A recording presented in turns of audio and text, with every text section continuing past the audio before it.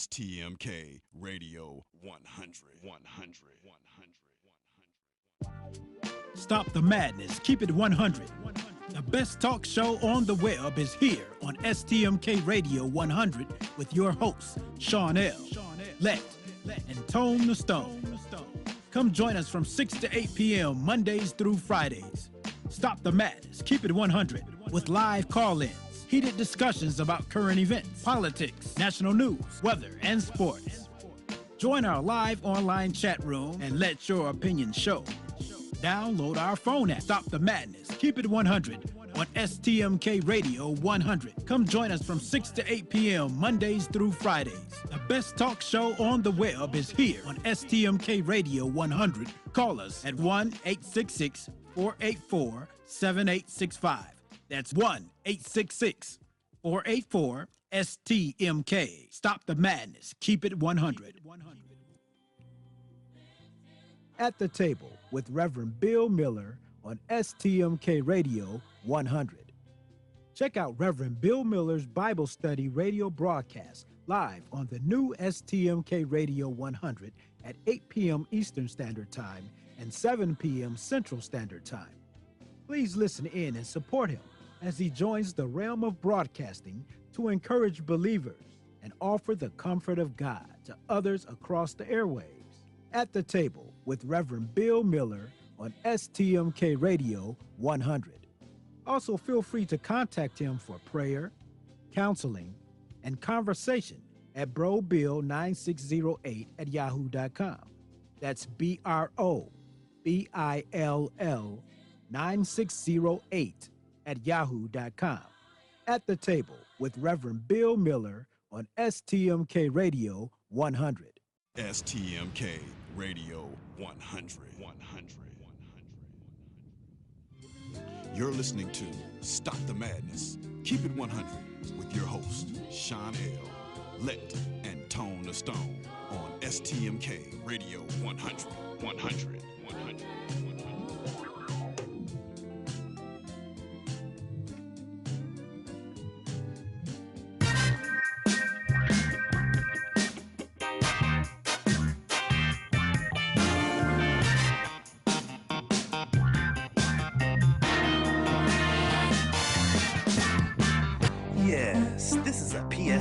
A public street announcement. You are now listening to a Kickback production. Light up your L's, lean back, and listen.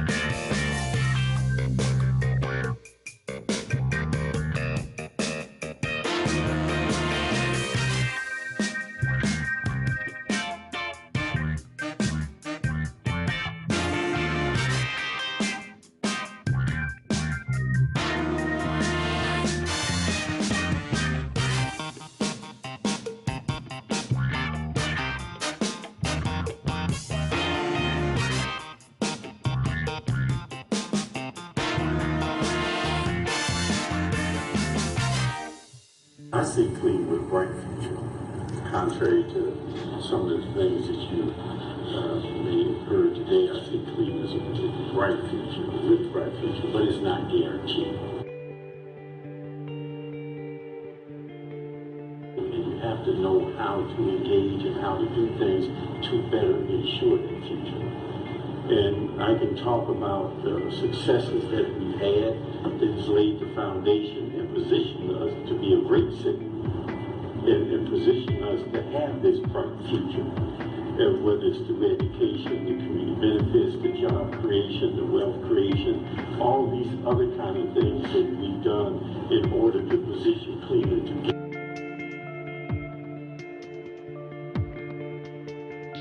of investing strategically, not haphazardly or politically, into that future. Because it is about the people. It is about understanding the needs of the people and about providing for them what they need to be successful, whether it's through education, whether it's through a job, or the ability to get a job.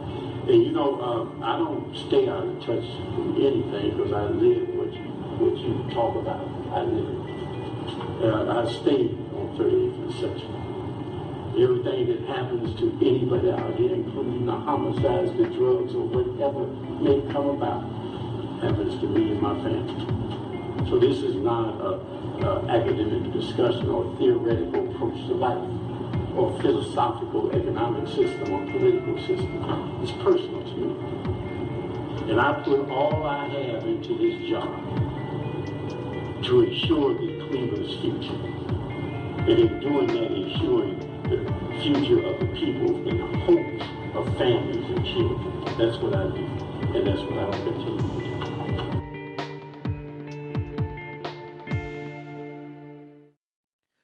Good evening. I'm your host, Sean L. Welcome to Studio 51. Stop the madness. Keep it 100. The 57th mayoral election was held Tuesday. There were 9. Now there's 2. The dislike for Mayor Jackson was so visible, but people also seemed to be angry at the lack of options. Someone that they could really stand behind. Reed and Johnson have done nothing to prove that they're up to the task of turning this city around. So we will have more of the same. Kurskowski, Kelo, Manilow, and Smith seem clueless about the workings of city government. Bill Patman, while well-meaning and best intent, needs to recognize that his time has came and passed, and it's time to go into retirement. Eric Jonathan Brewer was knowledgeable with an excellent plan. Unfortunately, he seemed blind to his own weakness.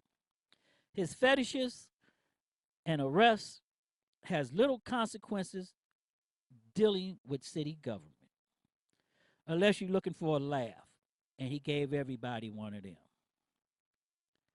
To that, I'm going to tell everybody, hey, grow up.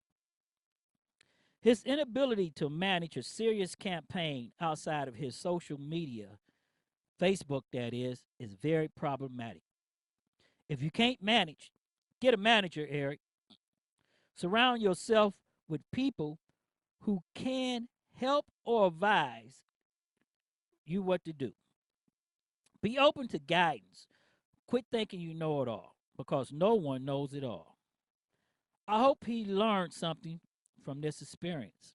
And I want to say this, because that was the worst showing in the history of political elections. Everybody had a petition sign of 3,000 people. Only 479 people came out and voted for Eric Brewer. That's about 1.5% of the 32,000 people that came out and voted.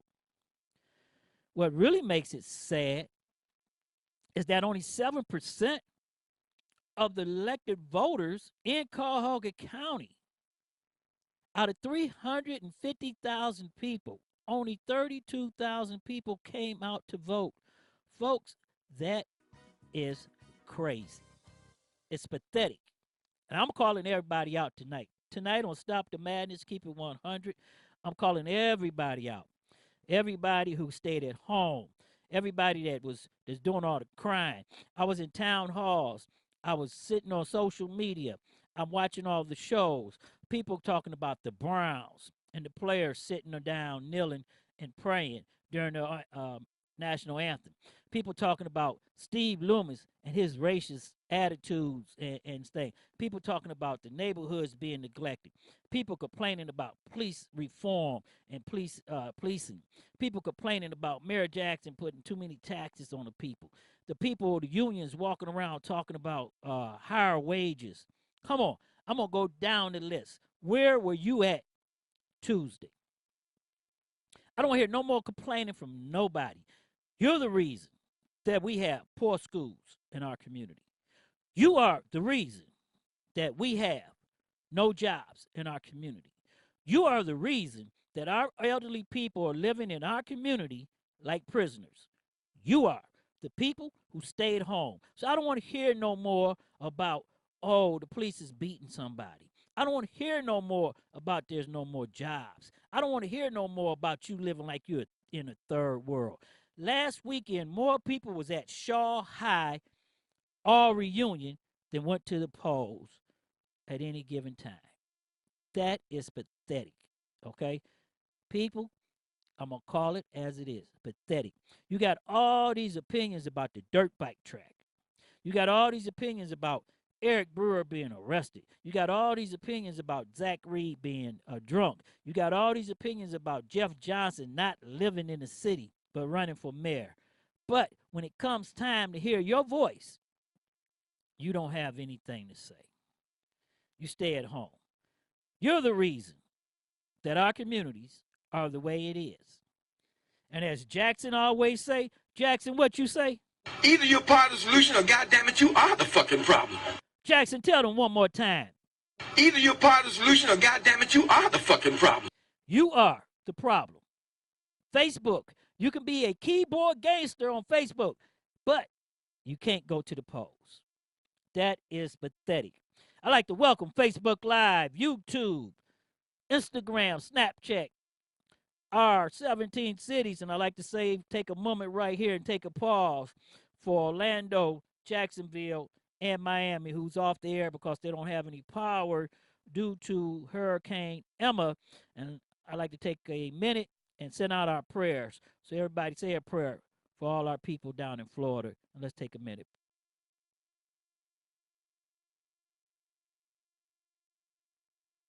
Now, we're going to get right back to the 57 mayoral election because this is really, really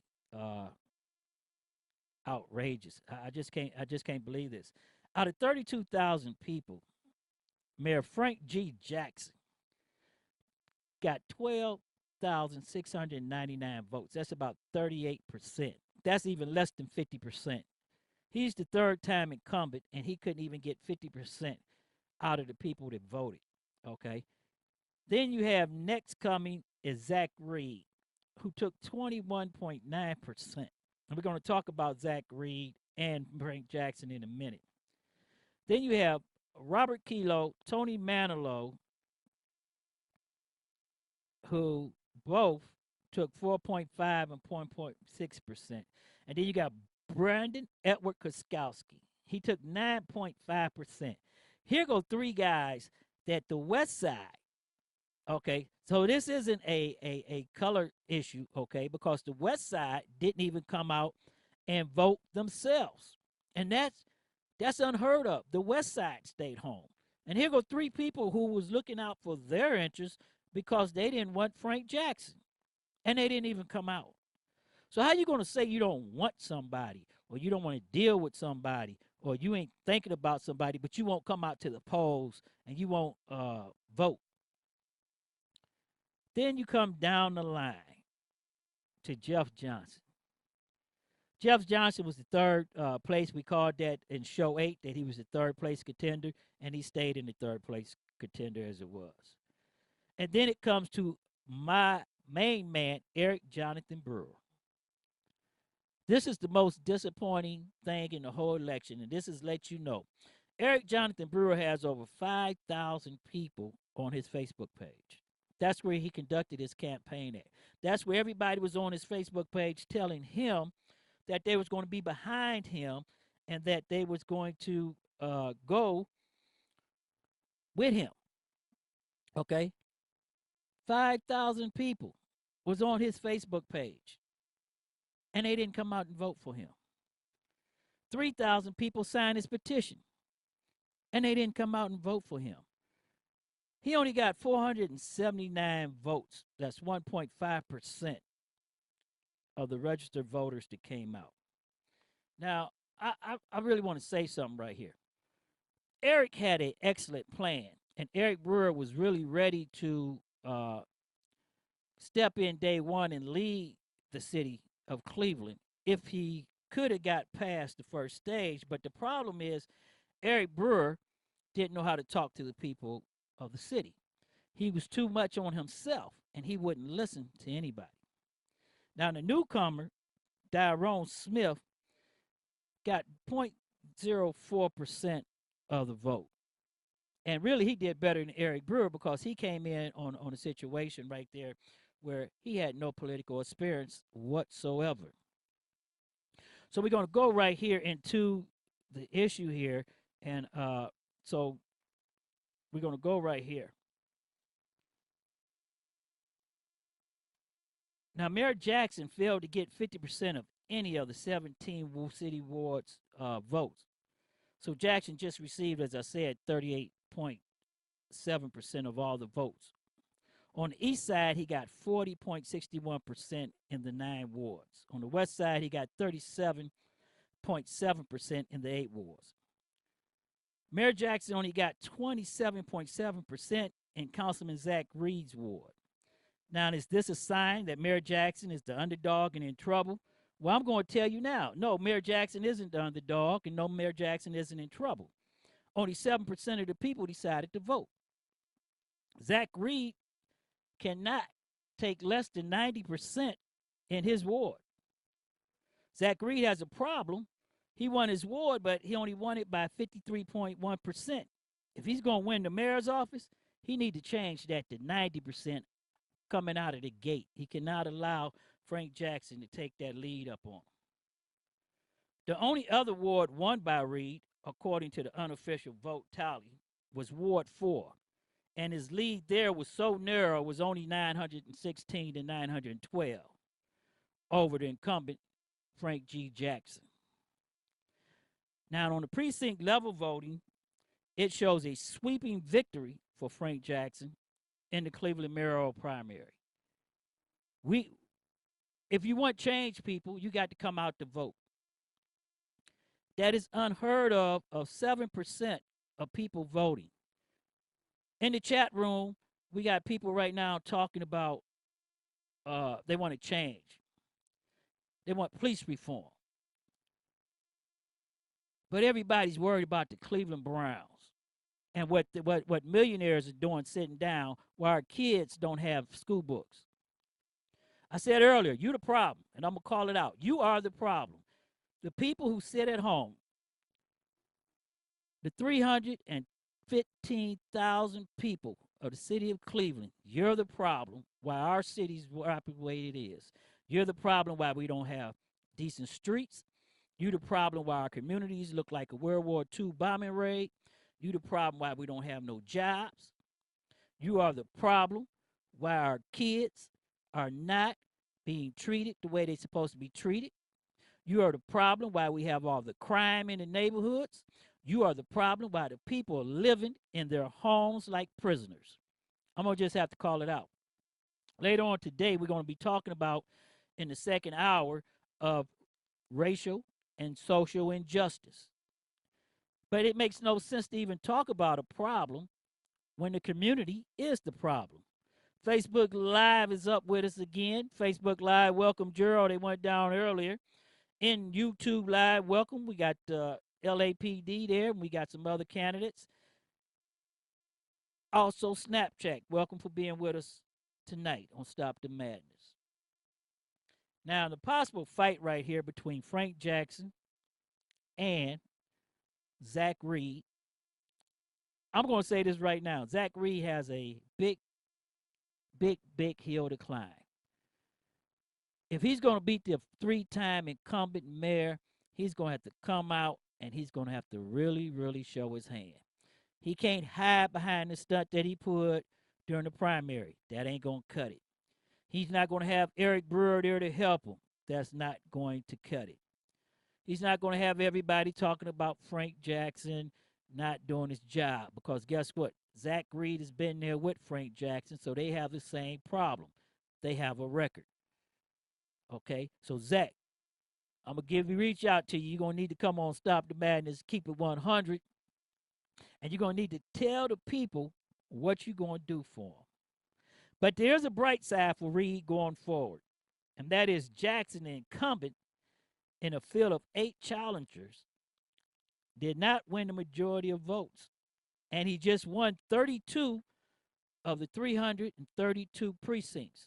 So there is an opening that the people really want to get rid of Jackson, but they don't have anybody that they can stand behind. Now they have to make a choice. Either you're going to vote for Zach Reed, or you're going to let Mayor Jackson come back for a 4th time, and you're going to allow him to finish doing whatever he's going to do, or more the same. And I ain't finished calling people out yet neither. I want to really go right here to the news media. You guys are the biggest disappointment in all of this. What happened to accuracy, fairness, unbiased reporting? What happened to investigating and asking questions? There's corruption on all levels of our city government, and nobody cares. Double dipping city employees, holding down 3 and 4 jobs, unaccountability for actions by city employees, arbitrators putting people back to work after being disciplined or fired. What is the problem here? Okay, where's the news media at? There's no more looking into it. Our people are so apathetic. What's going on? Everybody's so used to the next story. As I said, there was more people at All Shaw Alumni Week than there was at the polls. There's going to be more people in the clubs tonight. The bars will be packed than it will at the polls Tuesday. And we have to ask this question. What is wrong with us? The news media don't even have the pulse of the community. They can't even tell you what we're thinking. And guess what? I don't even think they know how to ask the person what you're thinking or how it is. We're so busy wrapped up in blaming you, me, listening to fake news, pointing the finger at everybody, and behind a keyboard on Facebook talking about who's standing up for the flag, who's not standing up for the flag. But when it comes time for you to go out in your community and do the right thing, you stay at home. Okay, you lost your voice. You have lost your voice. When you didn't vote Tuesday, you lost your voice. There's nothing else to it. You don't have a voice about the Browns boycott. We're going to go into that later on. Okay. You don't have a voice about what Steve Loomis think. You don't have a voice about what the mayor does. You don't have a voice about how Calvin Williams handled the police department. You lost your voice when you failed to go out and vote. On that issue of the Cleveland Browns, we got some statements from the national scene. We also got some statements from the local scene on what was happening. But I want to go into the chat room just for a minute because we have people from the city of Cleveland talking on that issue personally, especially in the law enforcement field, where people came up and started talking about that. And we're going to go to what Mike and Mike on ESPN said. Mike and Mike on ESPN about the Browns protest. First of all, the players wasn't protesting. They were kneeling down praying in hopes for Kaplan and everybody to come together as one, okay? But you can't even pray no more because guess what? I want to say this. This is what don't make no sense, people. I talk to the veterans every day, and I'm at the VA. You keep talking about disrespect of the flag, okay? You don't even know why veterans went to war or why veterans died. Everybody talking about police officers killed with the flag draped on their coffin. You don't even know why that police officer died, and you work with him, okay? He didn't die for you to stand up and have somebody tell you that you have to salute a flag.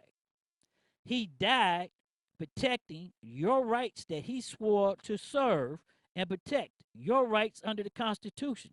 And everybody forgets the First Amendment when it comes to you. The First Amendment says you have the right of freedom of speech. It also says that no government should put any infringement upon your gathering or protesting in a lawful manner. Now, Mike and Mike of ESPN stated last week that Loomis should walk around the stadium and look and see what different people are doing while the national anthem is playing. Eating, talking on the cell phone, walking around. Now, these people are not protesting.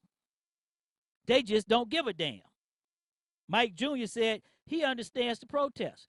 My question is, I go back on the national scene, people are protesting because they feel their rights are being violated and unarmed people are being killed in a large number by police officers. They don't even want to talk about the protests. The NFL gave out a statement, but they won't say why those young black men are protesting. Okay? And get this, people. These are young black males. It affects them. They're the ones out there in the streets. They're the ones being stopped by law enforcement. All law enforcement officers are not bad. All law enforcement officers are not good. All law enforcement officers does not follow the rules and regulations, as you will see next hour when we get into social injustice. Okay? The last 4 months, 16 law enforcement officers have been convicted of felonies and put in jail. 16. We're past bad police officers now. There's a problem with the system when you have multiple officers violating rules and doing things. And we're talking about 13 rapes of black females. How can one officer rape 13 people? There's got to be a problem in the system, okay? If he was raping 13 white women, I guarantee you this would not have went unreported and it would not have been overlooked. The only thing that got him arrested was his AVL, okay? They didn't believe the victims. It wasn't until a lawyer of one of the victims filed a public record request for his AVL to show that that officer was where the victim said he was at. Come on, people. We're past bad police officers. This goes back to sergeants, okay, lieutenants, captains. This goes back to the system. The people who's supposed to be operating the system, that's where the problem stops. That's where the buck stops at. The people, okay, it goes to the sergeant. That sergeant is supposed to be supervising those individuals and supposed to make sure those individuals doing what they're supposed to be doing. It's time to start holding the supervisors accountable and putting their ass in jail along with the person who's committing the crime. Maybe we can get a change. Later on in the system, we're going to be talking to our man on the beat, Saxman, and we're going to have an all-star panel, and we're going to talk about social injustice because we're past talking about bad police officers. Euclid, Ohio, one police officer, 7 complaints of excessive force misconduct. He should not have gotten to the 8th complaint. That's the system. Something is wrong with our system that we have to fix. It's time that we all step up. It's time that we stop looking at everything in color, okay? Because you have bad black police officers, you have bad Chinese officers, you have bad Korean officers. It's not a color, it's a system. And if we do not change the system, we're going to have the same problem. Out of the chat room from YouTube Live and Facebook, going back to Steve Loomis and the city of Cleveland's escapade with the Cleveland Browns, and we're going to hear from the National African American Retired Police Officer Association. We're going to hear from Shannon Sharp, and we're going to hear from our man Roland Martin on TV1 to this problem, and they're going to speak about it on one of their panels also in a few minutes in the show. But Johnny D. Johnson Sr. stated, I fully agree. It is like not minority police officers have not observed racism within the police department. Freedom of speech is protected rights that we all have. If they choose not to work maybe Gilbert and the Cavs owner should exercise his right to hire private security. I do not know any police officer willing to walk away from money. Where the books of rules forbid certain activity, police officers fought for that right, just like they fought for the right of blinding arbitration to keep bad police officers on the job. So how are you going to tell young black men who making millions of dollars that they do not have the right to protest and they must stand up and honor a flag that they feel does not properly represent them? How are you going to tell them that they have to do it? Alan Hayes, interesting. After reading some of the posts Brother G made after his initial post, I myself see the problem.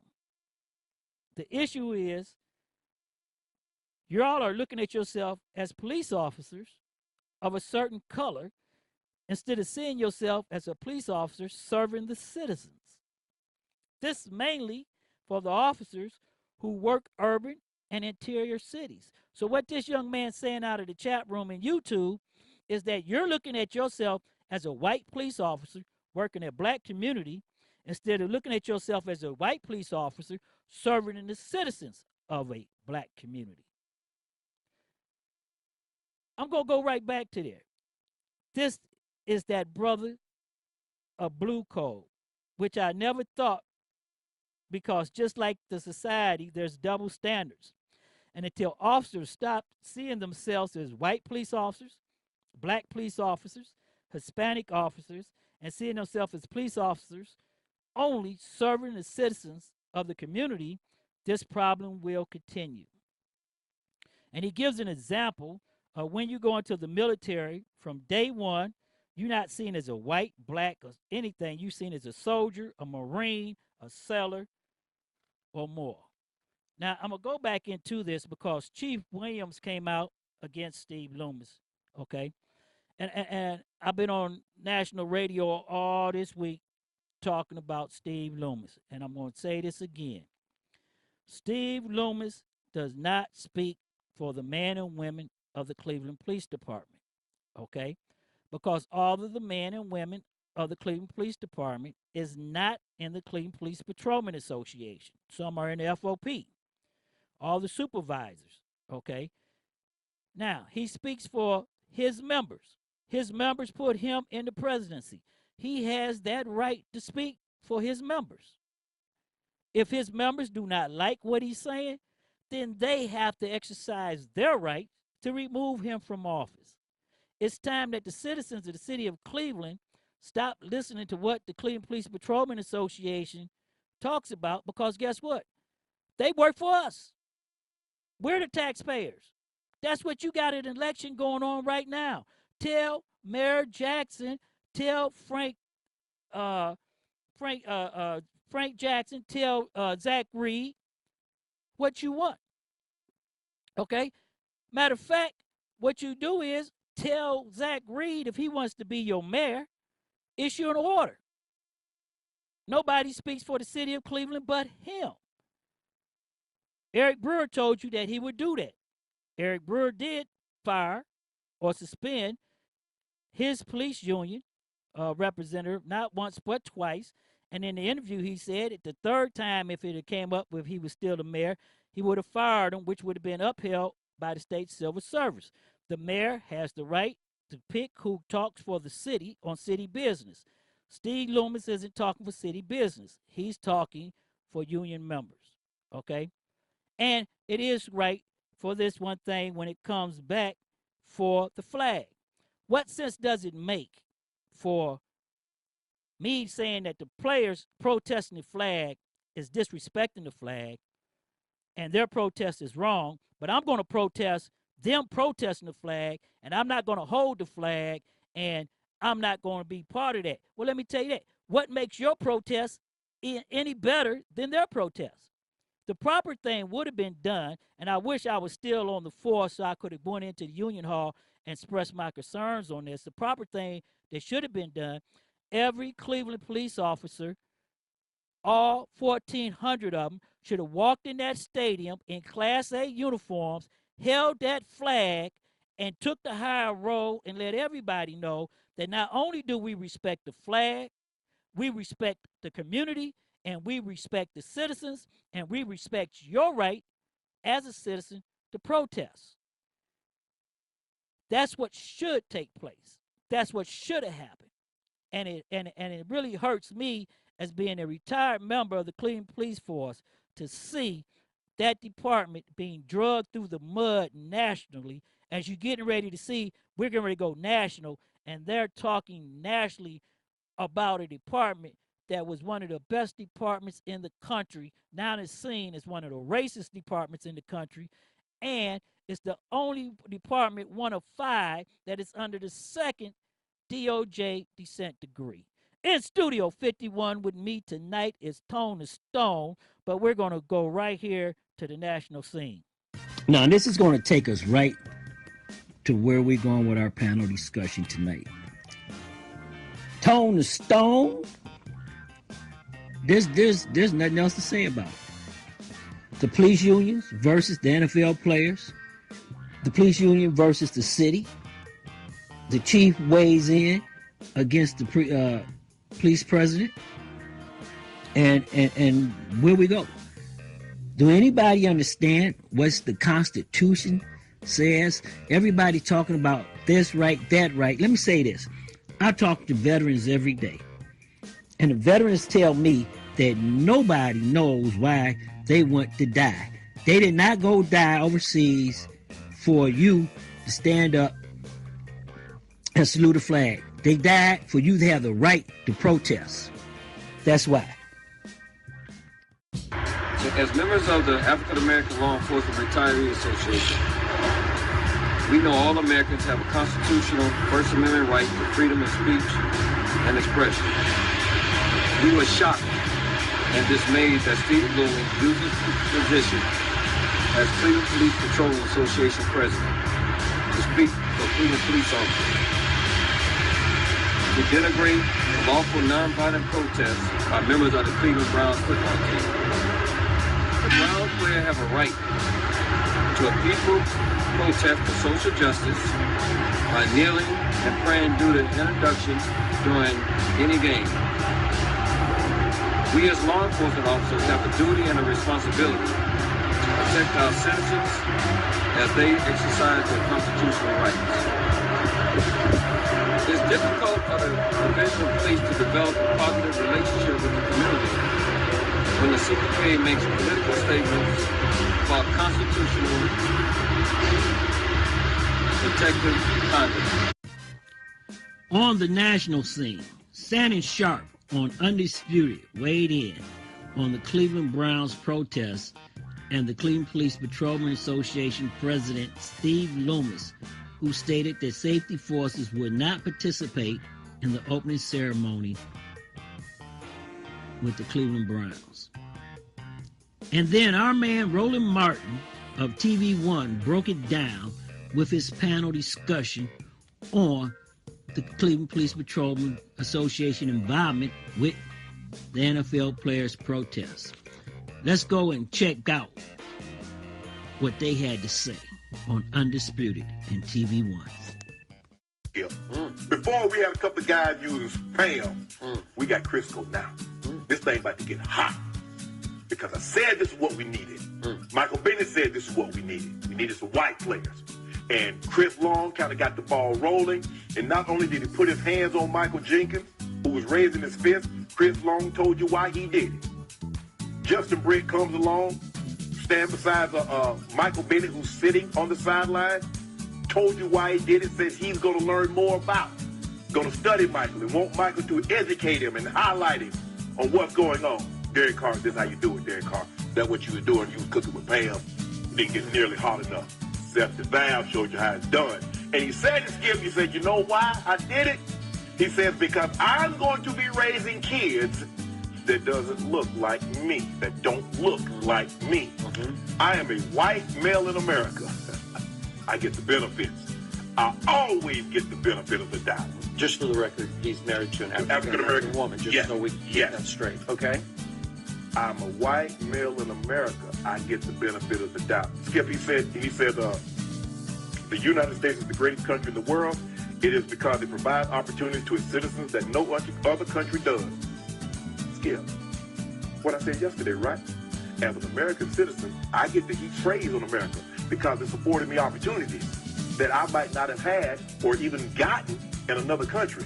But also as a citizen, I get to offer the harsher critique and criticism of this great country when I see something that's not right. Seth DeVal said, hold on, wait a minute. This isn't right. This isn't right.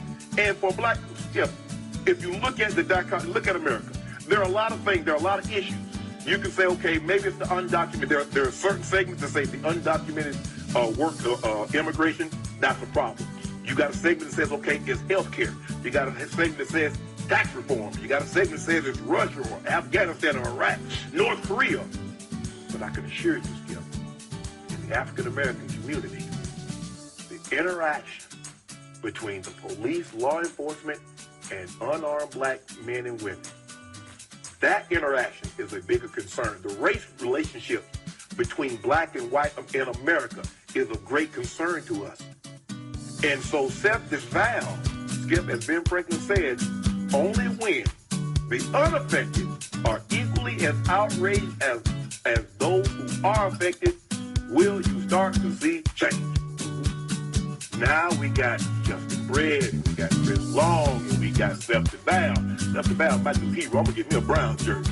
Hope he make the team. I'm getting him 87. Skip, but this is what I found very interesting about what the Browns said. As an organization, we have profound respect for the country's national anthem, flag and its servicemen and the servicewomen of the United States. The Browns wrote, we feel important for our team to join the great tradition and special moment of recognition. At the same time, we also respect the great liberties afforded by the country, including freedom of personal expression. Now, they told you what the flag and the anthem and the great servicemen and women, what they represent. But they never told you why these 12 men, why they kneel.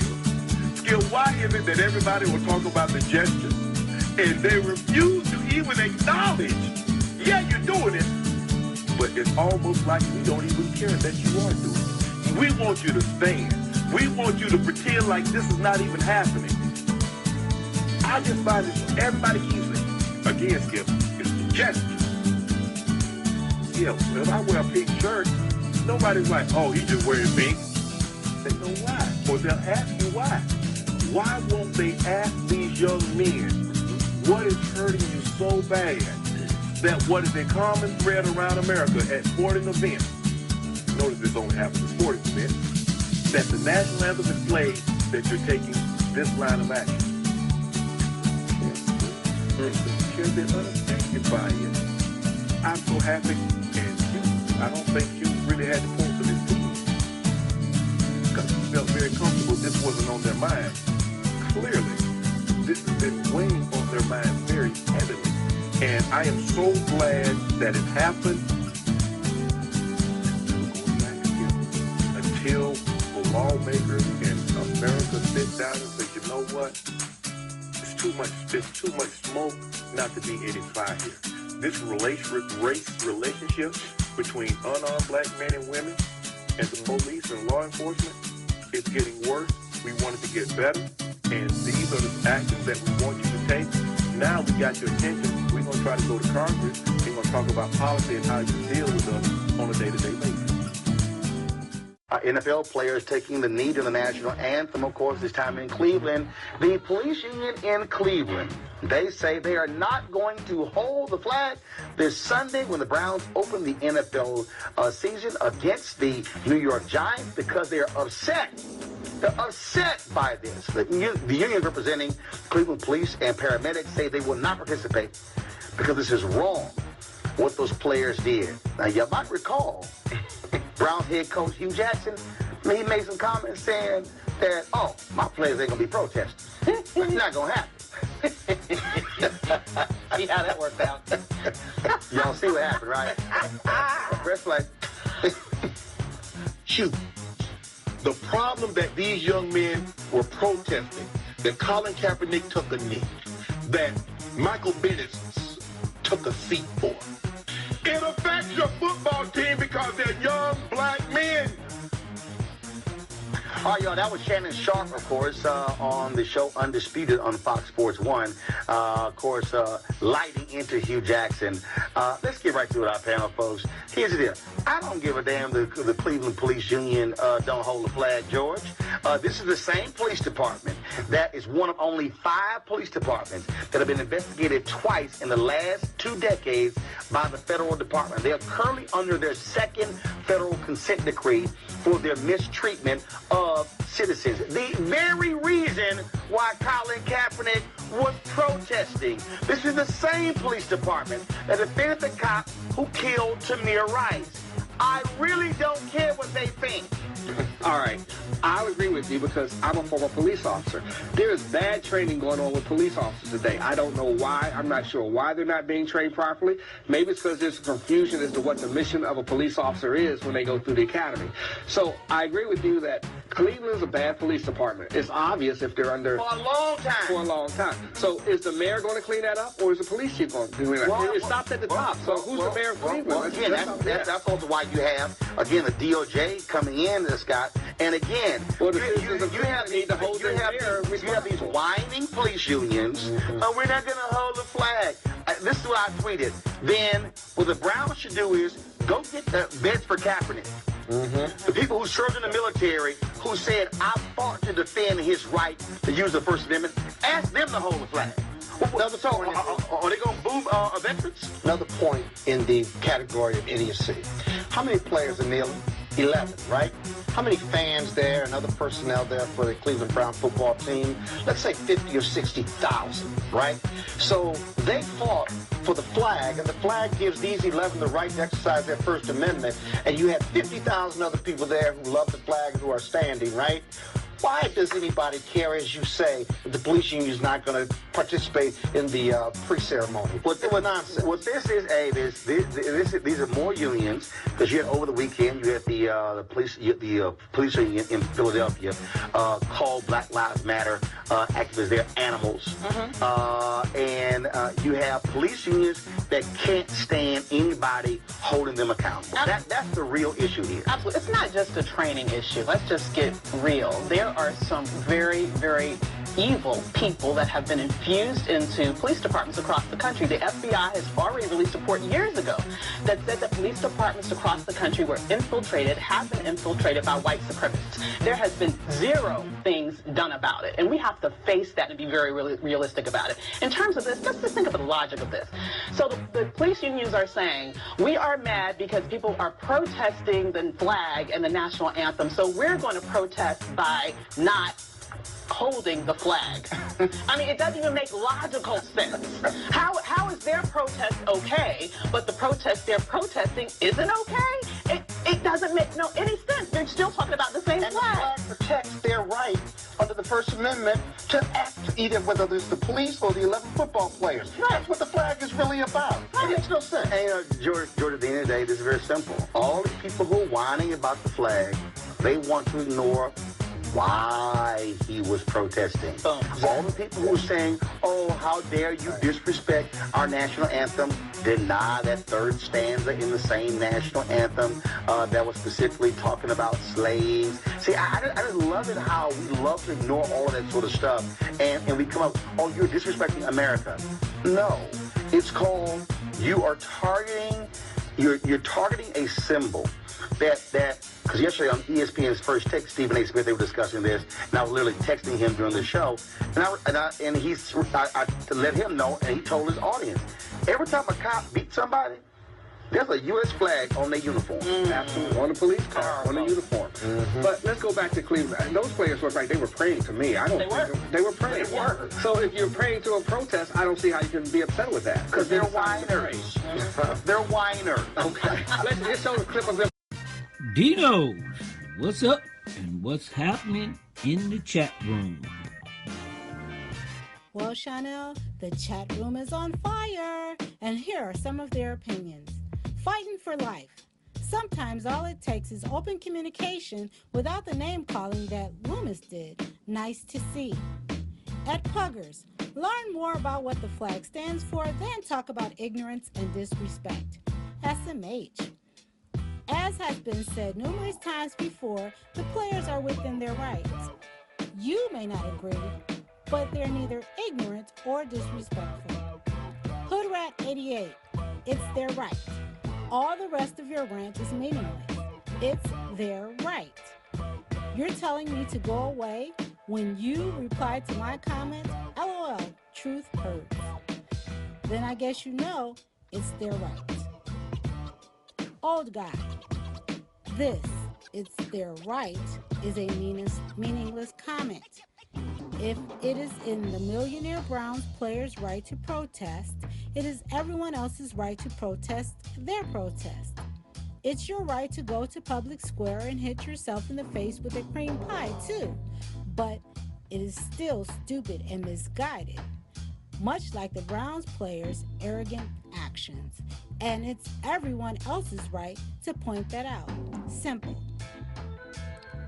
You're kidding, right? It is their right, just as the Browns administration has admitted.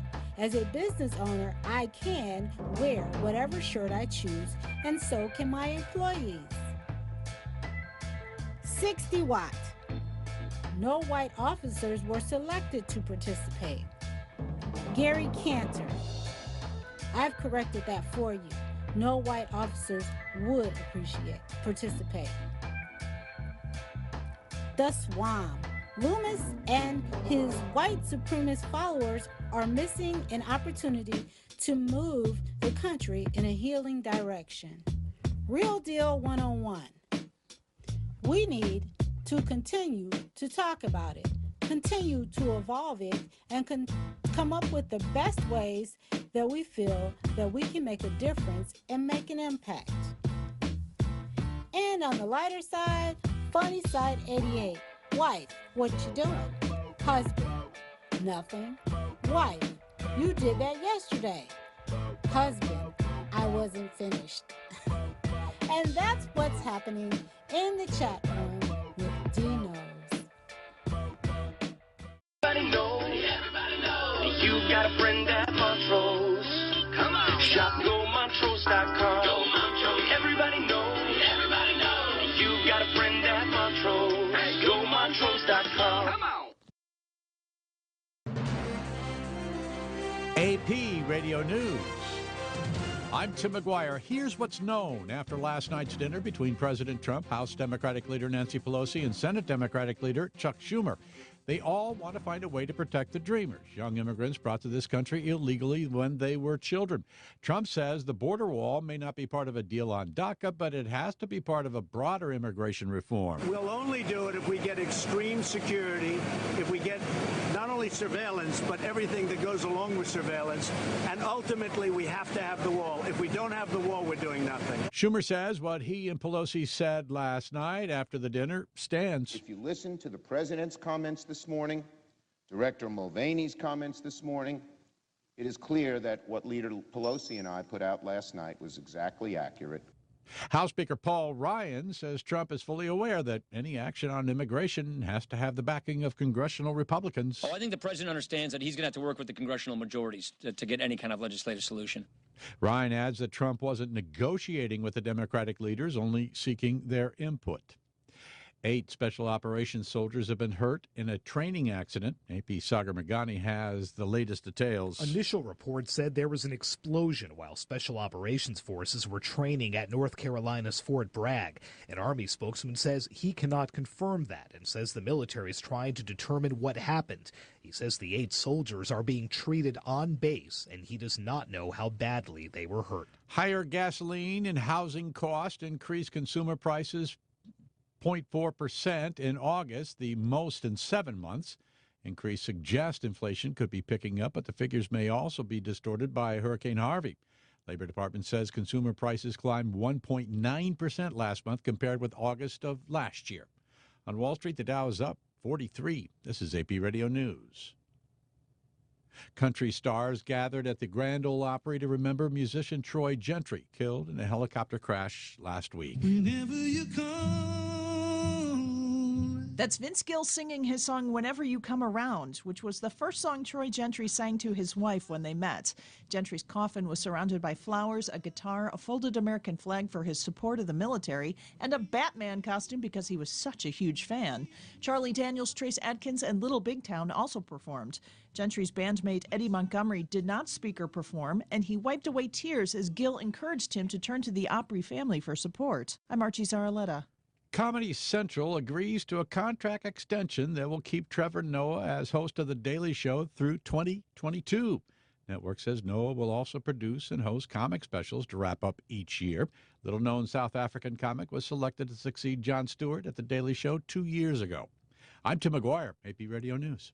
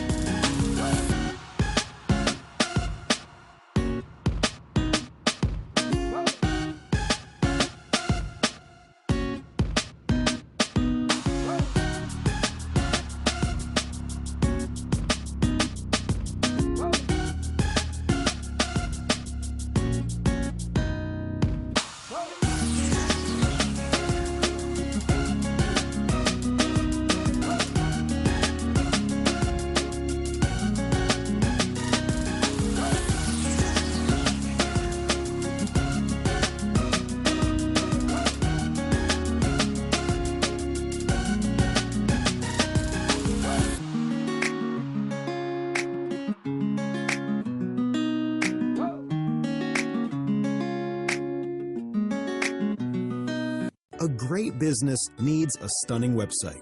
And with Wix.com, you can do it all by yourself. Wix.com makes it easy to look amazing online, no matter what type of business you're in.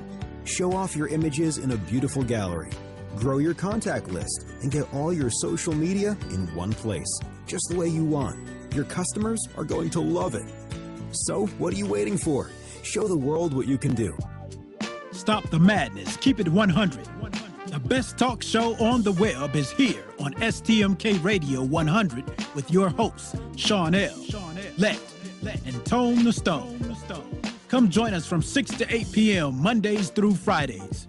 Stop the madness. Keep it 100 with live call-ins, heated discussions about current events, politics, national news, weather, and sports. Join our live online chat room and let your opinion show. Download our phone app, Stop the Madness, Keep It 100 on STMK Radio 100. Come join us from 6 to 8 p.m. Mondays through Fridays. The best talk show on the web is here on STMK Radio 100. Call us at 1-866-484-7865. That's 1-866-484-STMK. Stop the madness. Geico presents sharing versus oversharing. Earlier this week, Claire Tippins shared a princess nickname generator, 3 pictures of her dog wearing a tutu, and 2 online quizzes, including what candy is your dream castle made of? Claire, your sharing has tipped the sugar scale and turned into oversharing. But have no fear, princess. Geico has something worth sharing with your internet kingdom, like how you could save hundreds on your car insurance just by visiting geico.com. No magic wand required. Geico, 15 minutes could save you 15%. At the Table with Reverend Bill Miller on STMK Radio 100. Check out Reverend Bill Miller's Bible study radio broadcast live on the new STMK Radio 100 at 8 p.m. Eastern Standard Time and 7 p.m. Central Standard Time. Please listen in and support him as he joins the realm of broadcasting to encourage believers and offer the comfort of God to others across the airwaves.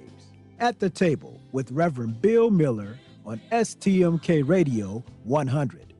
Also, feel free to contact him for prayer, counseling, and conversation at brobill9608@yahoo.com. That's BROBILL9608@yahoo.com. At the Table with Reverend Bill Miller on STMK Radio 100. STMK Radio 100.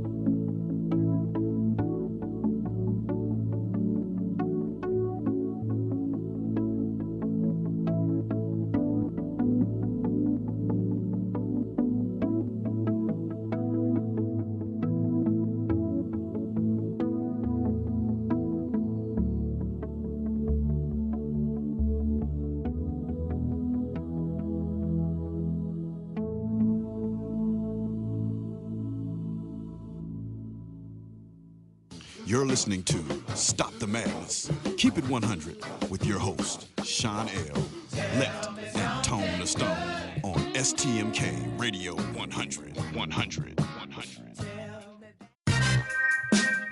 racism exists in this country. African-American community is not delusional about this. What is happening in Charlotte is not just about Charlotte. It's about Tulsa. It's about Cleveland. It's about Baltimore. It's about Ferguson. It is about the fact that racism exists in the DNA of America, and the only way that we're going to deal with it is to confess our sins. It didn't start with police, and it doesn't end with police. It is the entire system. And as an African-American mother of an African-American son who is a law enforcement officer, who has been racially profiled throughout his life, who does wear a badge and a gun, who I do worry about on both ends, let me just tell you this. We have to deal with these issues in a very real way, and the African-American community is sick and tired of the same sad song being played over and over and over and over again. And just like novelist James Baldwin and activist James Baldwin said, he said to be black in America and to be relatively conscious is to be in a rage all the time. And when we have leaders who don't even want to acknowledge that we have institutional racism in this country,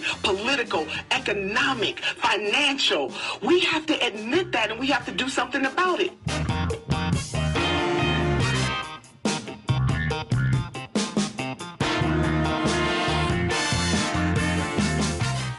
Welcome back to Stop the Madness, Keep It 100. I'm your host, Sean L. In Studio 51 with me right now is Tone the Stone. Tone the Stone, welcome for coming on over here with us, baby. Tell us something. Did you hear what Nina just said? You have to be mad all the time. Well, yeah, I heard what you just said, and I guess I get the point too. I'm of a different state of mind where I want everybody to not be so mad all the time. You know, I remember growing up as a mad young man, and it got me in a lot of trouble. And I think that's a lot of the problem with people. They let their anger cloud their judgment and blind them. But I get her point. You know, like she has to be mad about the injustice and stuff that's going on. So, you know, people got to know how to differentiate or make sense of it for themselves. So right here, Tone, tell us this right here. Oh, no, everything is fine right there on the phone with us right now. We're going to hold on for 1 minute. Let us get right there back on the thing. Tony Stone, you heard the thing about the Cleveland Police Patrolman Association and their protests, and you heard everybody come out against them, and you heard it national. Tell me what you think about that. I think, well, somebody, I think it was in the chat room, or maybe Dee's Nose said it in her segment, that somebody said, you know, the police and everybody else have the right to protest. The difference with the police is that these are public servants, you know, and they're getting paid for if I'm not mistaken, they're getting paid when they're down there at those Browns games. So some of those workers that the union is taking upon themselves to say we're not going to be down there, we're not going to show up, we're not going to because we're mad or whatever. Some of those people might need that money they're getting from them part-time jobs, so they got to take other things into consideration. Yeah, they have the right to be mad or disagree with the players protesting, but like I just said a minute ago, they got to be able to see the bigger picture as well. On the phone with us out of the city of Cleveland is James. James, welcome for being with us. Hey, how you doing, Sean?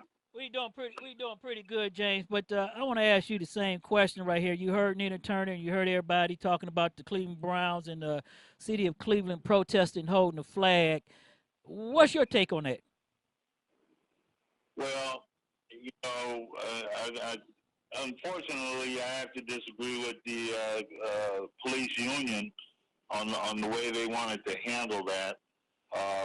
Certainly, they're just protesting just as bad as the football players that they're claiming disrespecting the flag. Quite frankly, Sean, you know, what people need to clearly understand is in America, even as a former soldier, and let me say this, I did serve my country, so I certainly have a right to an opinion. But as a soldier, I went to defend people's right to speak out when there is injustice. I defended the right for folks to disagree with their government. I've defended the right for people to protest in a free society. I'm not offended by someone kneeling or praying during the anthem. I'm not offended at it by all. It's a form of protest. It's something that's guaranteed by the United States Constitution. If, quite frankly, in one word, what it is freedom. We can't be hypocritical and say that you're only free so far. That's where I'm at with it. Some folks certainly want to disagree, and that's fine. They're free to do that. It's freedom. This is America. We have to listen to each other. And the issue that brought us to this point is the way that we treat each other. And that's we have to be fair and equal all the way around. We can't say we're a free country and say one thing and practice something else. And that's a good point, because as I told everybody earlier, as being a member of the Cleveland Police Department, born and raised in law enforcement, because I went into law enforcement back in the early 80s when they was having racial problems and the judges signed a dissent decree, okay? And they came out to our colleges and recruited young black males to come on the police force and educated young black males. Those same males right now are the ones running the department now that they went back and recruited. So I want everybody to understand that the BOP program was a good program back then for the community. But the problem here is that I see is that the men and women of the Cleveland Police Department need to stand up right now, because they're being drugged through the mud. Okay? The sheriff department, all minority officers need to stand up and take a stand that, hey, we're here for the community. And James, you said something that you was a veteran. Tell the people again why you went over to defend the Constitution of the United States, so they can understand from a veteran, because I said that earlier, from veterans from the VA, that they didn't go over there for me to tell them. They got to stand up for the national anthem or tell them what to do or how to do it. They went over there for the right to have the right to do whatever they wanted to do, long as they did it within a lawful manner. So I'm going to give the floor to a veteran. People right here, we have a veteran out of the city of Cleveland where this controversy started. San Francisco, thank you for being with us. ATL is in the house right now. Thank you, Atlanta, for joining us. So, James, tell them from a veteran point of view one more time why you went over to war. Well, again, it's to defend the freedom and the right to protest. It's to defend our way of life. Let me say one thing, Sean, before I even continue. You're familiar with eggs, correct? You know there's brown eggs and there's white eggs, right? That's correct. And when you crack that shell, what comes out? It's all yellow and white.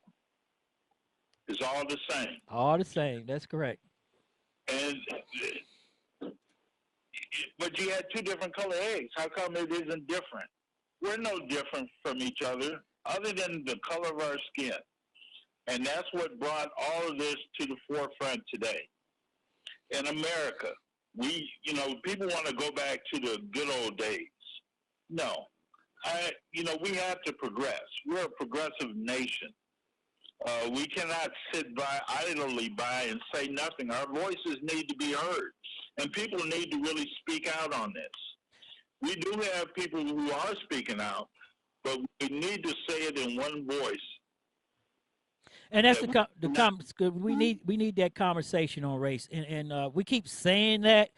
We said it when Rodney King. We was going to have this conversation, because my philosophy right now, James, and this is the way that I'm pushing the step forward, especially after the dismal voting that turned out, only 7% come out. My philosophy is that we're past bad police officers now. So it has to be an institution that has the problem that need to be corrected. You know what I think, though, Chanel? I think we've been having a discussion on race long before Rodney King, way back since the civil rights era, probably. The truth is that people aren't being honest. The people in the police department, maybe the president of the police union, maybe some captains, some commanders, they're not honest enough to say that they don't like black people, or they're not honest enough to admit their prejudicial views of black people. And the same on the other side. They're people in the community, they're not honest enough, or they're not reasonable enough to say like, hey, all cops aren't bad. You know, everybody's is this side against that side. So the conversation on race, it's been taking place. It's just been beating on beating drums on deaf ears or whatever the saying goes. Well, it goes back to the 1861, the Bacon Rebellion, when it actually started, the haves and have-nots, because basically that's what it is. But James, as a member of law enforcement, where do you see right now, with all this going on with the unions trying to talk for the cities and trying to put police officers in the forefront of today's problems in society, because Cleveland shouldn't be nowhere near this conversation about the flag or anything else, except it was put there by one person's views. So where do you see this going with the community, with national news? So tell us what you feel about in law enforcement, where you see everything going to. Well, I can come up with so many different scenarios, Sean, it wouldn't even be funny. I can tell you what I would hope to see. Certainly, I would hope that more community involvement is definitely needed. People need to raise up and take leadership roles in all communities, not just in the black community, or in the white community, or in the Chinese community. All communities. We all have a vested interest in the future of this country. What we do today will impact how our children will live tomorrow. And until we can see our way clear that what we do today will impact our children's lives tomorrow, we're in this vicious cycle, and we're still stuck on the race conversation years after desegregation. Years. It's like we're like kids that can't grow up. Groundhog Day. That's what I call it. Groundhog Day. All over again. Yeah, we keep going back. We take 2 steps forward and 4 steps backwards. That's not the America that I went to fight for. Well, we have a lot of veterans in the house, and a lot of veterans from VA is in our chat room because we set up a thing in the care towers with them.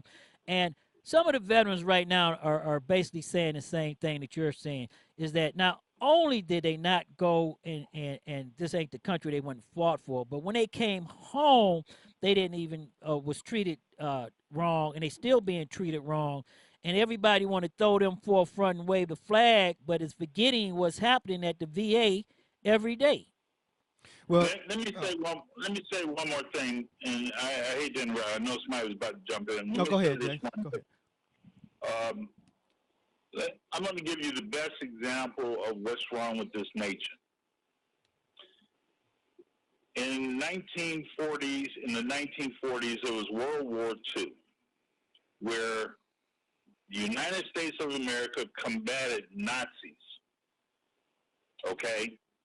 Over 400,000 young men and women sacrificed their lives to defend our way of life.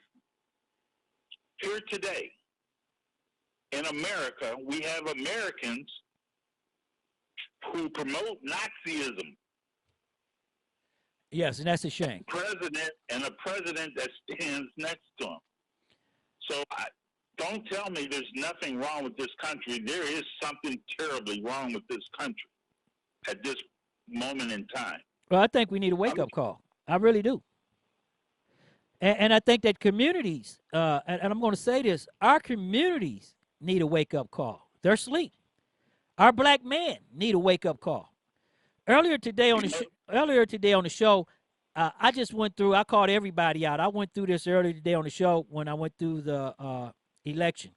It is sad when our community has poor schools, poor streets, poor security.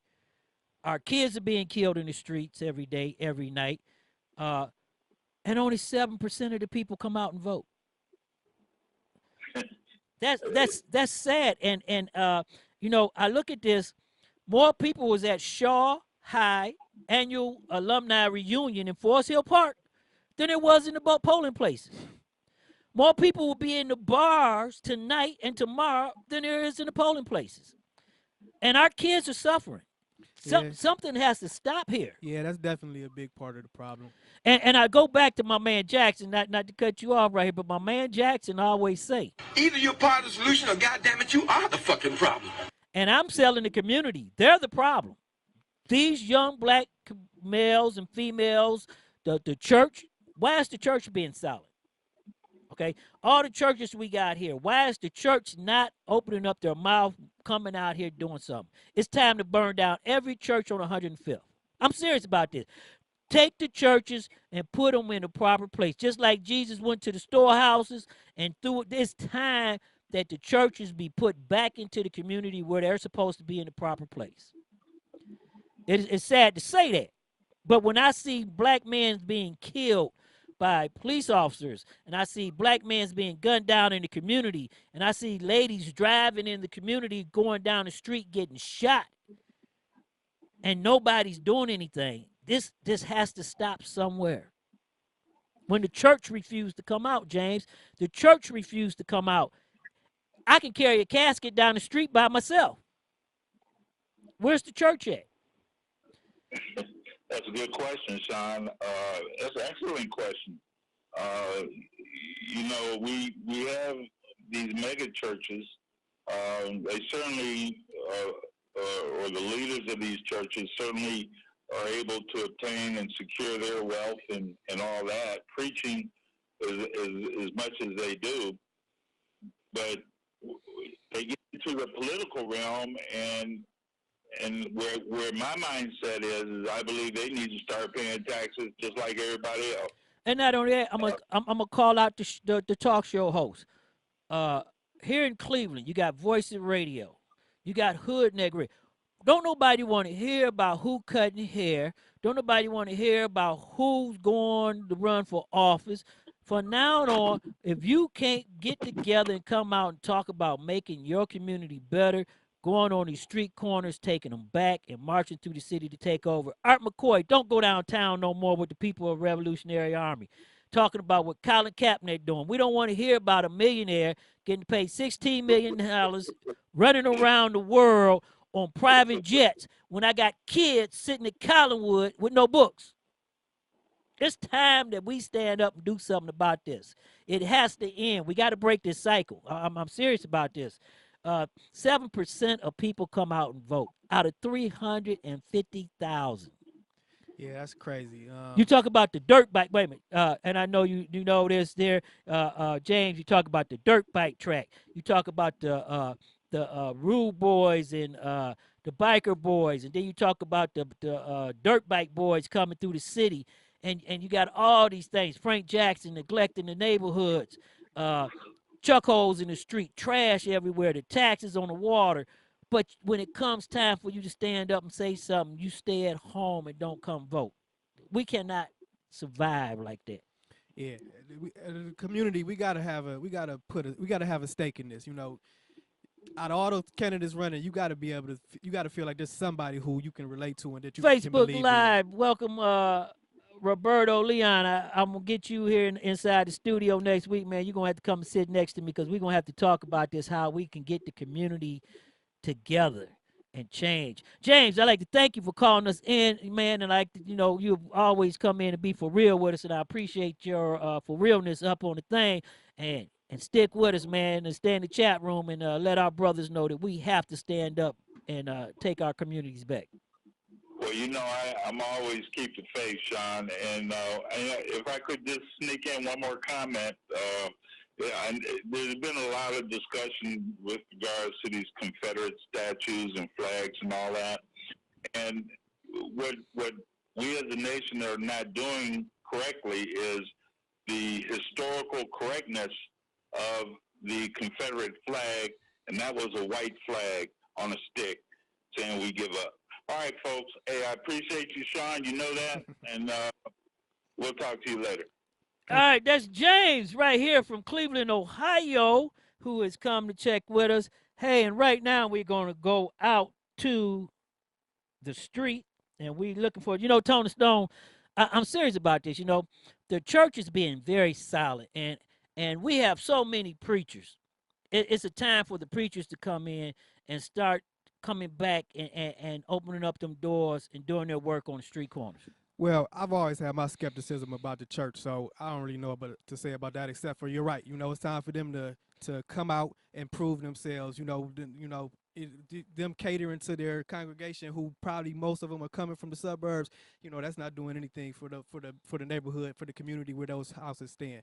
But before we go on to the next caller or whatever else, I did want to piggyback off of James. You had asked him a question, and I don't even know if he really ever got around to answering it. He said, he talked about his experience in the military and whatnot. Right. And I wanted to say, I'm a veteran too. You know, I served in the United States Army. I was a paratrooper in the Army. Oh, yeah, that's right. Well, you did a lot with your little baby self. Trained combat man. Hey, E-Dog.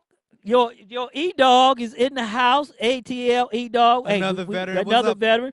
Robert is in the house. He a veteran. So we had a lot of veterans on the thing today. But go ahead and finish what you were saying. So what I want to say is, among other reasons that I joined, because I was a young knucklehead, as you well know, at that time when I graduated high school. And I could have went to any college. I got accepted at every college I applied to. But I went to the Army because, among other reasons, it was something I believed in, And so that's where, with all of this protesting going on and this social injustice, this stuff, this talk about the players protesting and the disrespecting the flag and all that, whatever, it's about, well, you made the point time and time again that, that's what the Constitution, that's what the right is for, so people to express themselves. Because I got black people, I got friends of mine that I grew up with that I consider very good friends, close to me like my brothers, and they don't believe in the flag. They think it's not their flag. They don't think the American flag is representing them, and I've sat with white boys with swastikas carved in their skin and sat face to face with them and talked to them face to face, man to man. And of course I didn't agree with what they were talking about, but I still know that they have the right to say what they want to say. I was just thinking maybe I could talk some sense into them. So anyway, I just wanted to kind of say, like, I joined the Army and I served because I do believe in it, despite of what some of my brothers that I grew up with, they might feel differently, but the whole point is that it's the freedom that we fight for, that we join for to protect. Well, that's the American way. The American way. And everybody has to respect that freedom, that everybody has that freedom to express themselves. And if you don't agree with what they believe or what they're expressing, then maybe try to talk some sense into them instead of trying to put them down. On the phone with us is our man on the beat. Welcome, Saxman. What's happening?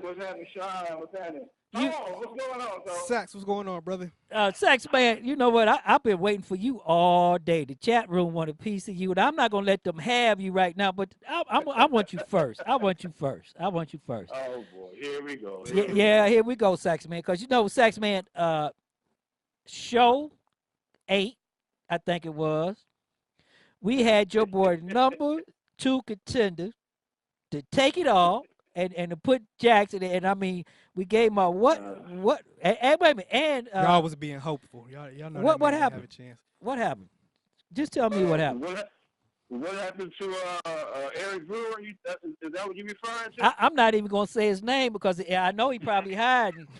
Hey, my dog killed a skunk 3 days ago. Okay, and that skunk had a better turnout than Eric Brewer did. That was simple. I was going to ask you that question. You had to wash your dog about 4 or 5 different times. I'm like, what the hell happened to the dog? Hey, but Saxman,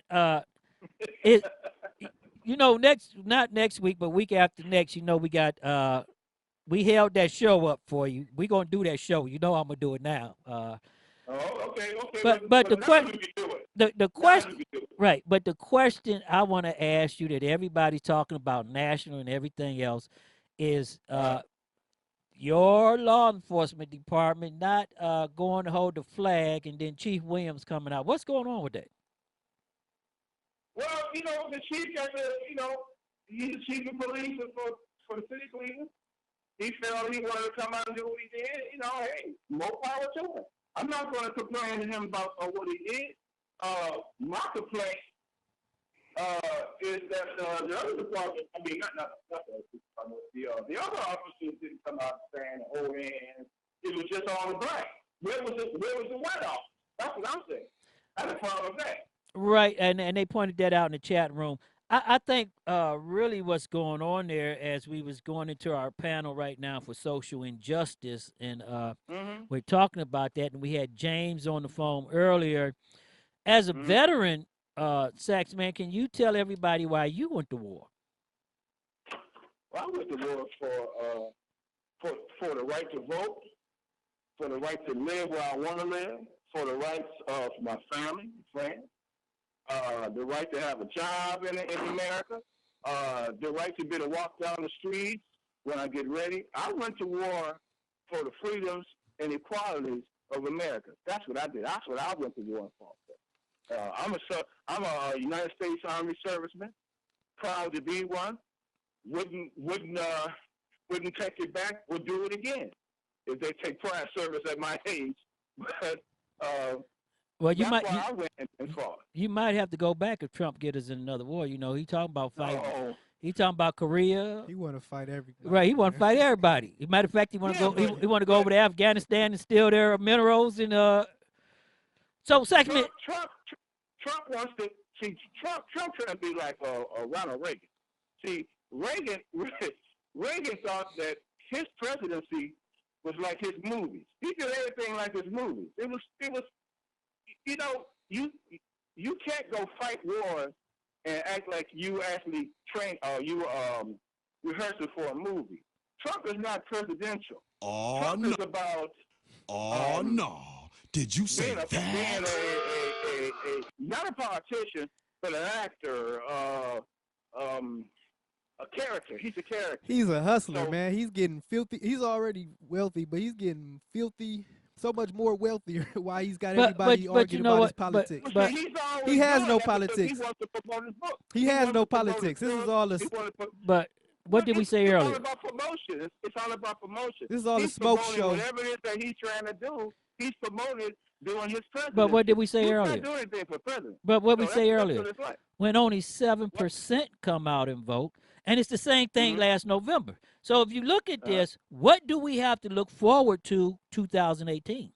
Because it's only 7% of 350,000 people coming out to vote. And that's what I want to go back to with you, Saxman, because you the man on the beat and you out there. The West Side, the ones that was complaining about the your favorite subject, the dirt bikes. Dirt bikes, yeah. And the dirt track. They didn't even come out and cast a ballot to make their voices be heard. Well, it's like what I said, Sean, before. It's more better to just complain than to actually do something. It's not hard to sit there and point your finger at somebody and then walk away. It's hard to, after pointing your finger, to actually roll up your sleeves and sit down and try, let's work together and let's come together with a plan on what I'm complaining about. That's hard for some people, because some people don't have plans. They have agendas. They don't have plans. A plan means you're going to step up and you're going to fulfill that plan. An agenda means I'm going to say what I got to say and get that point out, and I'm going to walk away. I got my agenda. Well, that's it. Starting here on Stop the Madness, Keep It 100, we're gonna make the churches open up them doors, and we're going to make them preachers start talking, and we're going to get a plan together, because guess what? Frank Jackson is going to be, we're going to get Zach Reed out here, but Frank Jackson look like he's going to be your next mayor. What you mean next? He's going to continue his mayor on. He's going to be like Mayor Daley from Chicago. He's not going. But Saxman, nowhere. Saxman, the chat room, the YouTube and Ustream chat room want to ask you this question, so you might as well get ready. Here we go. You know you're going to. They saying that Eric Brewer had over 5,000 people on his Facebook page, and another 6,000 signatures he turned in to the board of BOE, but only 497 showed up. So who'd you vote for? You know who he voted for. Listen, this is what I said to him before. Even on my interview, you got 6,000 signatures. You got to at least get half that to come out. At least half. But half didn't come out. There's no support in this community. Wait a minute, but Saxman, had his 6,000 people came out with his Facebook friends, he not only would have beat Frank Jackson, he'd have been number 2 at least. He'd have beat everybody at 6,000 votes. So have you talked? Folks would have made him number 2. Have you talked to him? Well, I talked to him. Yeah. Okay. So wait a minute, Tone. They just like this page for the entertainment value, man. They had no plans on voting for that. Right, man. but you know what? He had the best. He had the best platform and the best grasp of it, and everybody said that. Okay. I didn't think so. I didn't think so. I didn't think so. I didn't think so. Concessions. The concession said he did. I'm gonna have to give him that. But his problem was his weakness was himself. He couldn't let somebody tell him something. He couldn't let somebody talk to him about something. That's true. That's true. That was the weakness. I corrected him on a few things, and it was like that ran him away. I tried to get him on the show with us months ago. Oh, we knew. If he came on the show, we knew he would have done better if he came wait on. a minute. We knew that he was not coming into Studio 51 with Sean L. unless he had his dictionary with him, because you knew that what we was going when he come up, we was going to challenge him. And that's another problem that I have with the news media. And I said that earlier in the show, when the news media allowed Eric Brewer to just get up there and rant and say what he wanted to say, and then the people control the show. Right, he controlled the show, and then when the people start going back checking what he was saying, like Leeds, okay, when they started going back seeing the court rulings and stuff, because I talked to some people after the town halls and the shows and the debates, and they really liked his platform. He had a grasp of city government, but he was too busy putting the laws for what he wanted. Now, I will admit, in the debate, he did impress me. He did impress me as one of the best candidates at that debate. But I still never feel like he had a chance to come out on top, like not even the top. So, 3. Saxman, wait a minute, but Tone, Saxman, tell us, what did he say? He went to smoke some weed. Wait a minute. Oh, wait a minute. You interviewed him, and now you hold him back on the exclusive? Here, Stop the Madness, keep it 100? No, okay, this will happen. Okay, I called him, and he and I had about a good 30-minute conversation about the fact that he wasn't going to do that well, and I explained to him, I said, well, it was the turnout. What happened to the turnout? Where was everybody at? You got people that say, oh, we love you, we support you, but when it was time to come out and show that love and support, where was they at? And I said, what you should have done was you should have came on that show a long time ago. You should have came there. He was all prepared to win. He had a reception party set up and everything, and I was going to go. I was going to bring my saxophone. He was going to blow his trumpet. Wait a minute. That was the shortest victory party you ever had in your life, wasn't it? Stop the Madness. Keep it 100. Facebook Live. Welcome. ATL's in the house. Savannah's in the house. San Francisco. YouTube, thank you. Hey, Tampa, Miami, and Orlando is not with us tonight. I want everybody to send their prayers out. But Saxman, to get on the real side right here, because you did have that exclusive, so the chat room is not going to let you go with that exclusive that you had right there, because we had your boy running. Matter of fact, I think when the comedian did his 5-page report, I think everybody right then was getting ready to think that he was going to take everything. Everybody thought he was going to win from that report because it was a good report. But he didn't stick to it. He kept jumping back and forth around. He kept changing the platform from I'm for this, and then I'm against that, then I'm for this, and I'm against that, and then he rant and rave on his Facebook. So his Facebook rant was different from his public forums he was having with other radio groups and everything. It was different. He didn't speak on that. He was speaking himself on Facebook. So he was getting a different group on Facebook liking him versus a group that was watching him on TV and was listening to him on these radio stations. It was two different groups. That's why he had a very small outcome on his voting, because nobody knew. And plus, he wasn't clear on how he stood with the LGBT, I forgot how you do it, community. Help him out, Tone. Help him out, Tone. LGBTQ. He wasn't clear on it. Well, LGBTQ community. He wasn't clear on how he stood with it. He kind of evaded the question when I asked him that on my show. Right. Well, the chat room came back into that. He refused to acknowledge. But do you really think that hurt him when he refused to acknowledge Well, I think I heard him on that community itself. I think they felt he was wishy-washy, and when you in drag, you getting caught. You in drag all the time. They want to know what it is. Are you part of us or you against? Yeah, he false flagging. He's false flagging now. But listen, like I said, he didn't stand a chance in the first place. He should have went and ran for mayor of East Cleveland again. He was false flagging. Well, East Cleveland's another sad issue, Tone, and we talked about that earlier. Here goes a city of East Cleveland that has 12,995 registered voters. Only 1,900 came out and voted. Here goes a city that's in crisis. It is sad, and I called that out earlier, as I said before. The community is the problem. It ain't the police. It is not the Klan.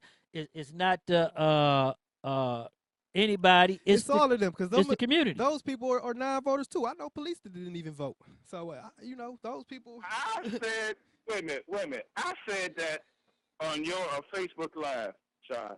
Black people are the most hypocritical people I've ever met. They'll say up, swear up and down, I'm going to do this. Sax, you can't say just black people. It's the whole community. community, right? That's part of the problem. See, but Sax, it's everybody. If you say it's just black people, so everything is black people's fault. That's what you're trying to say. See, the black people were the main ones that were supporting Eric Brewer. He talking about his. Wait a minute, I know where Sax going. Sax is. He's still talking about Eric Brewer, man. Sax talking about his. He's trying to figure out his next move, man. Let that man figure out his next move. He ain't got no move. He ain't got no. Wait a minute. What he need to do, Eric Brewer, if you watching us or listen to our internet radio, I know you are. You need to come into the Studio 51 and let Tone the Stone and me have you for about 2 hours and rehab you and bring you back. We'll be reasonable. Right, we'll be reasonable and bring him back. Because we're going to get Zach Reed in here. Zach Reed's going to have to explain to me why he should be the next mayor. Because I'm not a Jackson fan. Yeah. Okay, and I said this earlier, and everybody know, when Mayor Jackson and Calvin win, we got a black chief, a black mayor, and we had to have a black president come in and tell them that their police department is abusing the black community. Okay, that's unheard of. Okay, that's unconscious. Okay, so there's a disconnect there. So Zach Reed need to come in and sit down and tell us what he's going to do for the community, because Jackson and is he going to make the whole entire city of Cleveland much safer than his own ward? Because he got one of the worst wards in Cleveland. Well, I don't know if y'all saw my post the day right after the debate. Okay, first of all, I'm gonna say I didn't vote for Zach Reed. I'm not gonna say who I voted for because they ain't did me no favors. We already know who you voted for. I definitely ain't vote for Brewer. I definitely ain't vote for that man. But okay, so I didn't vote for Zach Reed. But if it's between him and Frank Jackson, I'm leaning towards Zach Reed. I like what I've been hearing from him more than what I've seen for the past decade. But let me ask you and this, what I've heard from Frank Jackson. Let me ask you this, Tom. Zach Reed has been there with Frank Jackson. So he has the answer for this also. My biggest problem is that we spent $10.5 million, to be correct. Chat room just threw it up there for me. I love the chat room, YouTube chat room. $10.5 million for a reverse 911 system. During the Facebook killing, they left Ward 8, 9, and 10 sitting in their houses in the community with a madman running around the streets, and they notified the schools, the hospitals, the Cleveland Indians, but they failed to notify. Never used the reverse system and never told the people in the community. That's where I have a problem at right there. But Saxman, hold up. We got to take a quick break and then pay some bills. Everybody hold on with us. We're going to take a quick break and we're going to play some bills and we're going to be right back.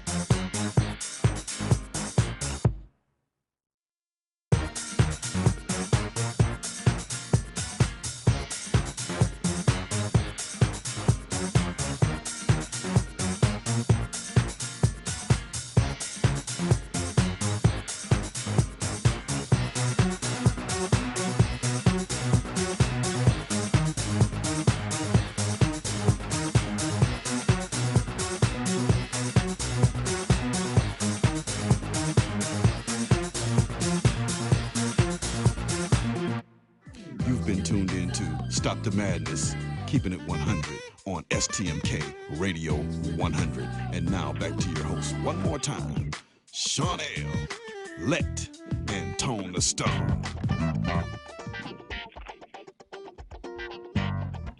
Put the food up.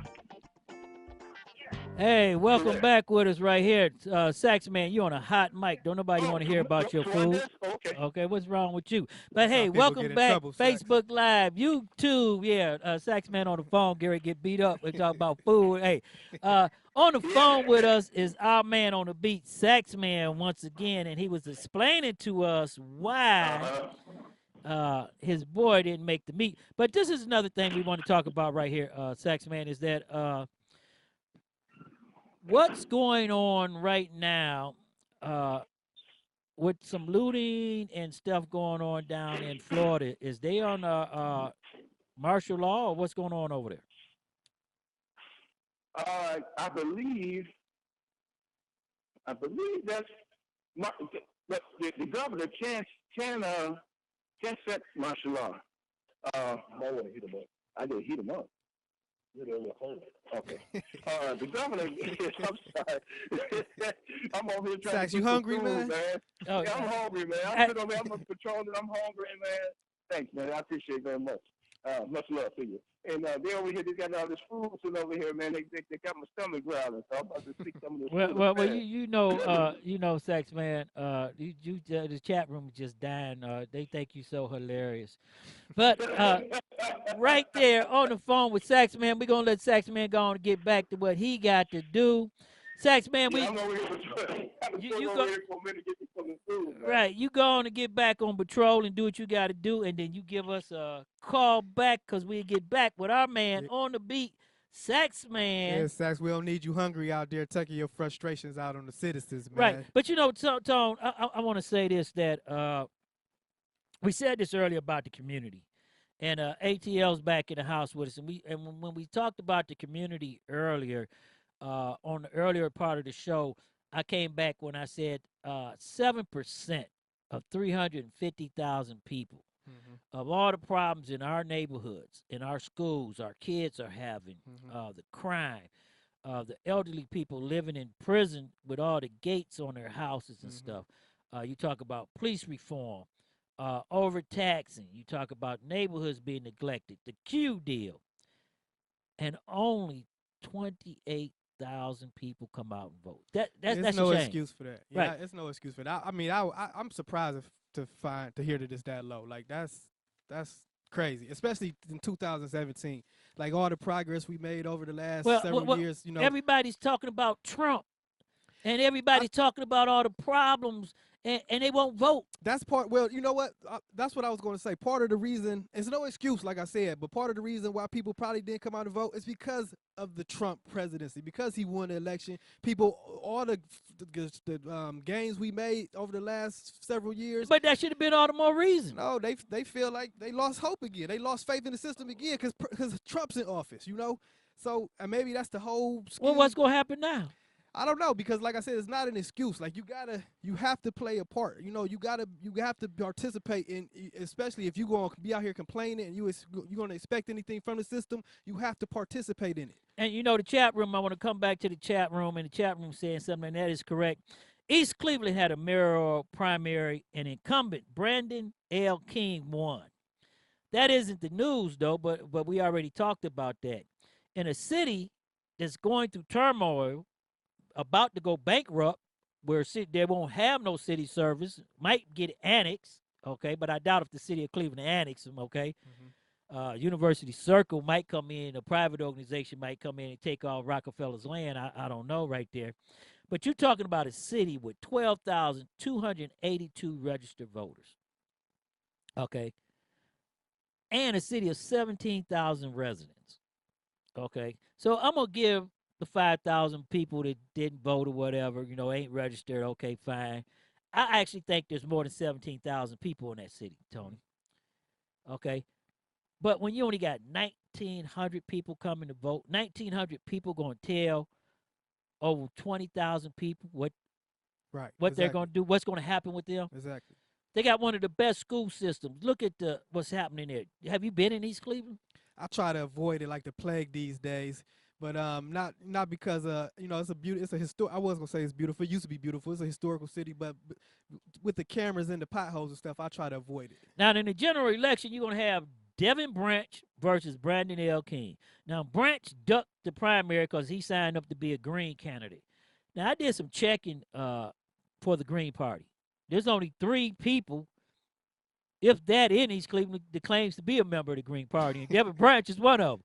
But I'm not going to doubt him. I'm not going to doubt him for that because at least the brother ducked the primary and at least he's going to be in the general, and he might be able to do something. But this is the same Devin Branch that filed the recall on Gary Norton and Thomas Willard, okay, and couldn't get enough people to get Brandon recalled. But the question is this. If only 12,000 people going to come out and vote, what type of representation are you going to have? Not good at all. And I'm going to say this, people, you got to come out and vote, okay? The primary, fine, is done. You got Jackson, you got Reed. You cannot get a change in your community.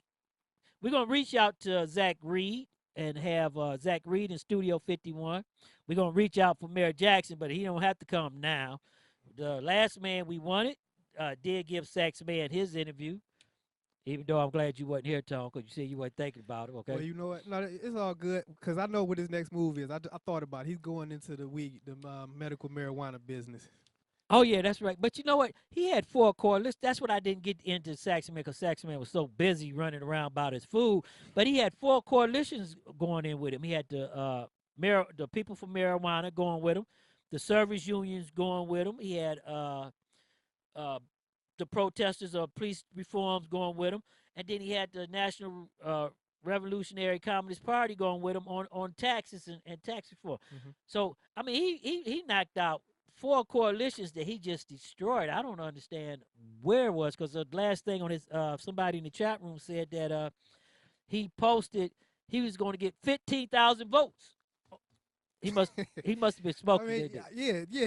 He was definitely smoking, and I mean, like I said, I never saw that. Like you and Sax and I guess these coalitions, a lot of people saw this.